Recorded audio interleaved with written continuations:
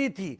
इस बीच में जो कुछ भी डोनाल्ड ट्रंप कर रहे थे नाइजीरिया में, उन्होंने धमकी देनी शुरू की, अटैक भी करवाया वहां एक दो लोकेशन पर, और अब वेनेजुएला को एक तरह से टेक ओवर कर लेना।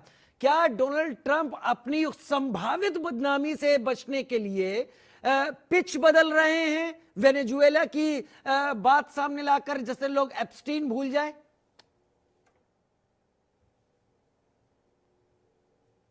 पिच बदलने वाली बात नहीं है, नरेटिव है। नरेटिव हमेशा कोई भी एक्शन लेने से पहले एक नरेटिव सेट किया जाता है। वेनेजुएला का नरेटिव, जैसे मैंने बताया, 2017 से चल रहा है अमेरिका का कंटिन्यूसली।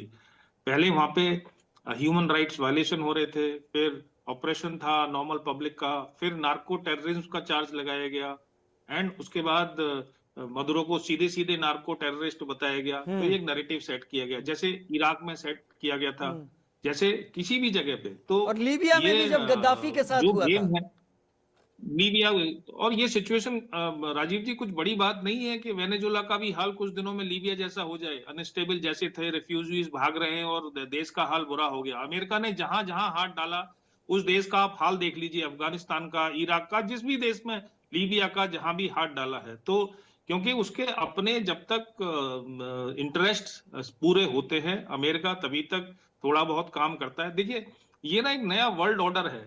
इसमें अमेरिका ने जो एक्शन लिया है ना, इससे खुली छूट दे दी है पावरफुल नेशंस को।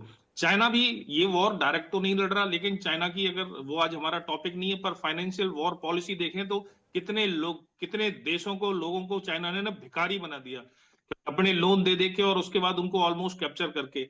इसके बाद अमेरिका का डीप स्टेट एक काम कर रहा है। हमारे 2014 में जो यूक्रेन में कराया, वो किसने कराया सबको पता है। श्रीलंका में हुआ, पाकिस्तान में हुआ इमरान खान के साथ, फिर बांग्लादेश में हुआ, फिर वो जैन जी का नाम देके। इन सब में एक नैरेटिव ही तो था कि आपका इलेक्टोरल सिस्टम फ्रॉड है, कहीं पे सरकार करप्ट है, कहीं पे वो टेररिज्म फैला रही है। लेकिन अमेरिका का इंटरेस्ट पाकिस्तान में है, तो पाकिस्तान तो बहुत अच्छा देश है, शहबाज बहुत बढ़िया है, मुनीर रोज लंच पे जाता है वहां, उसमें उसके इंटरेस्ट है, तो वहां तो उनके सीडीएफ आसिम मुनीर सबसे ईमानदार उनको नजर आ रहे हैं जी। तो जब जब इस तरह की हरकतें करती हैं तो वर्ल्ड को दिख जरूर रहा है। लेकिन मैडम ने ठीक कहा, जिसकी लाठी उसकी भैंस, अब वो पावरफुल है तो। लेकिन अब इससे खुली छूट क्या मिल गई? अब रशिया, बिल्कुल आपने सही सवाल उठाया, कल रशिया जेलेंस्की को उठा के ले आएगा। अभी इसमें वेनेजुएला का हुआ नहीं है, चाइना की एक्साइज चल रही है ताइवान के आसपास। सारे शिप्स ने और एयरफोर्स ने इनसर्किल कर रखा है। आज रात को अगर यही हरकत अब चाइना कर दे तो वर्ल्ड ऑर्डर क्या रहेगा? कोई